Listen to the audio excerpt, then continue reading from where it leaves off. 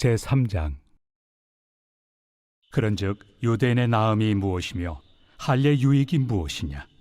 범사에 많으니 우선은 그들이 하나님의 말씀을 맡았음이니라. 어떤 자들이 믿지 아니하였으면 어찌하리요? 그 믿지 아니함이 하나님의 미쁘심을 패하겠느냐? 그럴 수 없느니라. 사람은 다 거짓되되 오직 하나님은 참되시다 할지어다. 기록된 바 주께서 주의 말씀에 의롭다 함을 얻으시고 판단받으실 때 이기리 하심이라 함과 같으니라. 그러나 우리 불의가 하나님의 의를 드러나게 하면 무슨 말 하리요? 내가 사람의 말하는 대로 말하노니 진노를 내리시는 하나님이 불의하시냐? 결코 그렇지 아니하니라. 만일 그러하면 하나님께서 어찌 세상을 심판하시리요? 그러나 나의 거짓말로 하나님의 참되심이 더 풍성하여 그의 영광이 되었다면 어찌 내가 죄인처럼 심판을 받으리요? 또는 그러면 선을 이루기 위하여 악을 행하자 하지 않겠느냐? 어떤 이들이 이렇게 비방하여 우리가 이런 말을 한다고 하니 그들은 정죄받는 것이 마땅하니라. 그러면 어떠하냐? 우리는 나으냐? 결코 아니라. 유대인이나 헬라인이나 다 죄 아래 있다고 우리가 이미 선언하였느니라. 기록된 바 의인은 없나니 하나도 없으며 깨닫는 자도 없고 하나님을 찾는 자도 없고 다 치우쳐 함께 무익하게 되고 선을 행하는 자는 없나니 하나도 없도다. 그들의 목구멍은 열린 무덤이요 그 혀로는 속임을 일삼으며 그 입술에는 독사의 독이 있고 그 입에는 저주와 악독이 가득하고 그 발은 피 흘리는 데 빠른지라. 파멸과 고생이 그 길에 있어 평강의 길을 알지 못하였고 그들의 눈앞에 하나님을 두려워함이 없느니라 함과 같으니라. 우리가 알거니와 물은 율법이 말하는 바는 율법 아래 있는 자들에게 말하는 것이니 이는 모든 입을 막고 온 세상으로 하나님의 심판 아래 있게 하려 함이라. 그러므로 율법의 행위로 그의 앞에 의롭다 하심을 얻을 육체가 없나니 율법으로는 죄를 깨달음이니라. 이제는 율법 외에 하나님의 한 의가 나타났으니 율법과 선지자들에게 증거를 받은 것이라. 곧 예수 그리스도를 믿음으로 말미암아 모든 믿는 자에게 미치는 하나님의 의인이 차별이 없느니라. 모든 사람이 죄를 범하였으며 하나님의 영광에 이르지 못하더니 그리스도 예수 안에 있는 속량으로 말미암아 하나님의 은혜로 값없이 의롭다 하심을 얻은 자 되었느니라. 이 예수를 하나님이 그의 피로써 믿음으로 말미암는 화목제물로 세우셨으니 이는 하나님께서 길이 참으시는 중에 전에 지은 죄를 간과하심으로 자기의 의로우심을 나타내려 하심이니 곧 이때에 자기의 의로우심을 나타내사 자기도 의로우시며 또한 예수 믿는 자를 의롭다 하려 하심이라. 그런즉 자랑할 데가 어디냐? 있을 수가 없느니라. 무슨 법으로냐? 행위로냐? 아니라 오직 믿음의 법으로니라. 그러므로 사람이 의롭다 하심을 얻는 것은 율법의 행위에 있지 않고 믿음으로 되는 줄 우리가 인정하노라. 하나님은 다만 유대인의 하나님이시냐? 또한 이방인 하나님은 아니시냐? 진실로 이방인 하나님도 되시느니라. 할례자도 믿음으로 말미암아 또한 무할례자도 믿음으로 말미암아 의롭다 하실 하나님은 한 분이시니라. 그런즉 우리가 믿음으로 말미암아 율법을 파기하느냐? 그럴 수 없느니라. 도리어 율법을 굳게 세우느니라. 로마서는 성경 전체 중에서 기독교 교리가 가장 깊이 있게 설명되어 있는 말씀입니다. 특별히 그 어느 교리보다 중요한 구원의 문제를 다루고 있습니다. 어제도 말씀드렸지만 로마서 1장부터 4장까지는 구원의 문제 중 첫 단추할 수 있는 칭의에 관한 말씀입니다. 이 칭의의 핵심은 이렇습니다. 우리가 자격이 있어서 우리의 공로 때문에 구원받은 것이 아니라 예수 그리스도의 십자가의 의 때문에 자격 없음에도 불구하고 의롭다 칭함을 받게 되었다는 것입니다. 여기서 중요한 것은 모든 인간은 죄인이라는 것입니다. 심판받아 마땅한 죄인입니다. 성경은 인간에 대해 이렇게 진단하고 있습니다. 오늘 3장 10절로 13절까지의 말씀입니다. 기록된 바 의인은 없나니 하나도 없으며 깨닫는 자도 없고 하나님을 찾는 자도 없고 다 치우쳐 함께 무익하게 되고 선을 행하는 자는 없나니 하나도 없도다. 그들의 목구멍은 열린 무덤이요 그 혀로는 속임을 일삼으며 그 입술에는 독사의 독이 있고 의인은 하나도 없고 다 죄인이라는 것입니다. 또한 3장 23절 말씀에는 인간의 이러한 죄악으로 인한 비참한 결과에 대한 언급이 있습니다.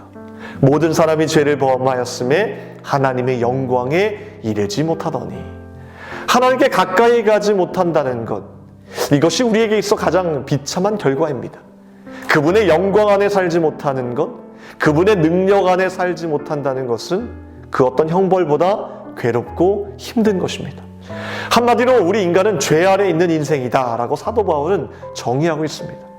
사도 바울이 이렇게 하나님의 관점에서 사람을 진단하면서 주목했던 것은 이 결과가 한 인간의 어떤 한 부분만을 파괴시키는 것이 아니라 이것은 곧 더 큰 영역의 파괴로 점차 확장해 나간다는 것을 암시하고 있는 듯합니다.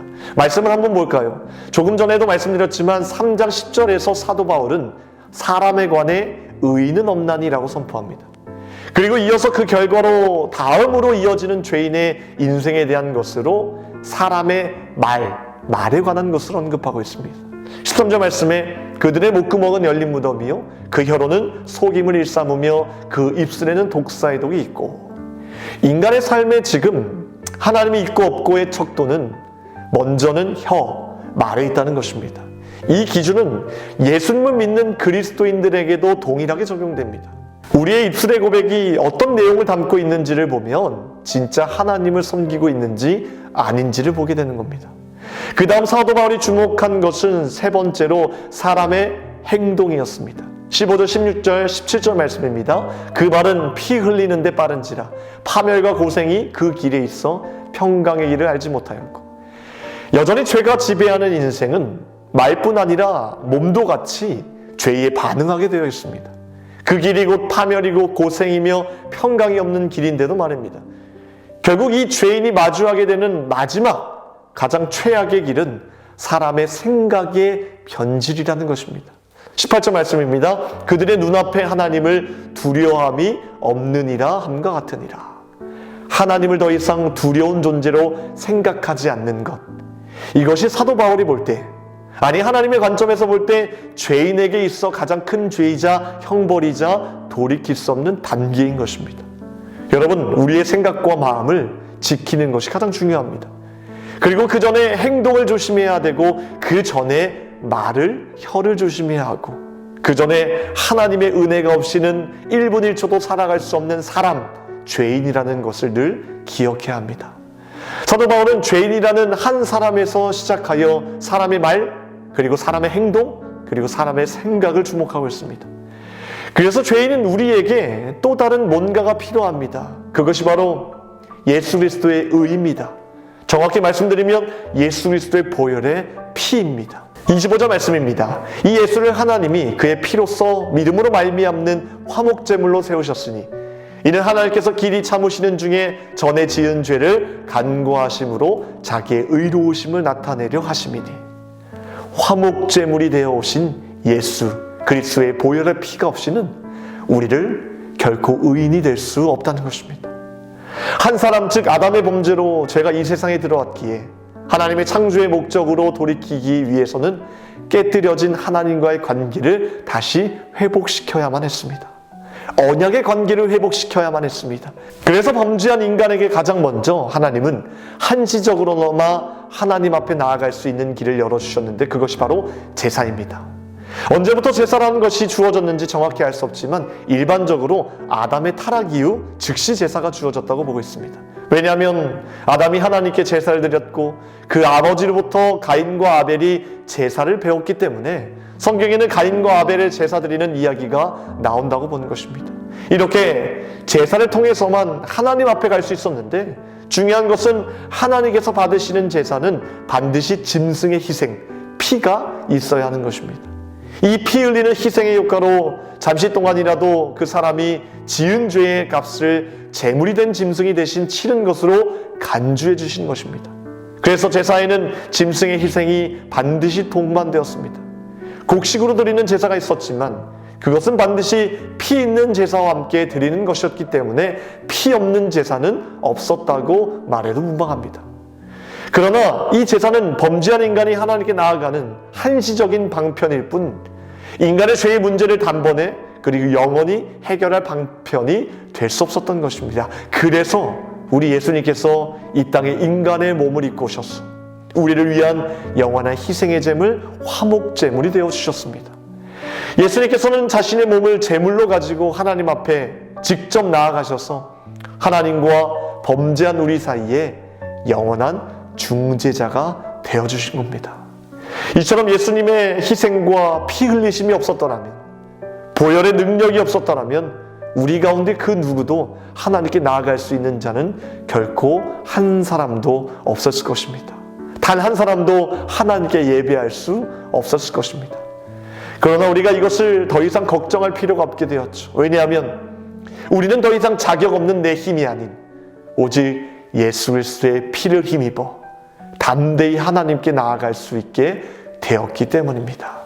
이 시간 그 보혈의 피를 우리에게 허락해 주신 주님의 사랑을 깊게 묵상하며 감사하는 저와 여러분 되기를 주님의 이름으로 축원합니다. 오늘 화요일 새벽에 함께 기도할 공동기도 제목은 코로나의 종식을 위해 기도하겠습니다. 특별히 코로나로부터 성도들의 건강을 지켜달라고 기도하시고 또 코로나로부터 자유하게 하셔서 예배 자리에 담대히 나오게 해달라고 이를 위해서 함께 기도해 주시겠습니다. 기도하겠습니다. 하나님, 주님의 그 보혈의 피가 아니었으면 우리는 의롭다 칭함을 받을 수 없으며 구원에 이를 수 없음을 우리가 다시 한번 기억하게 하여 주심을 감사합니다.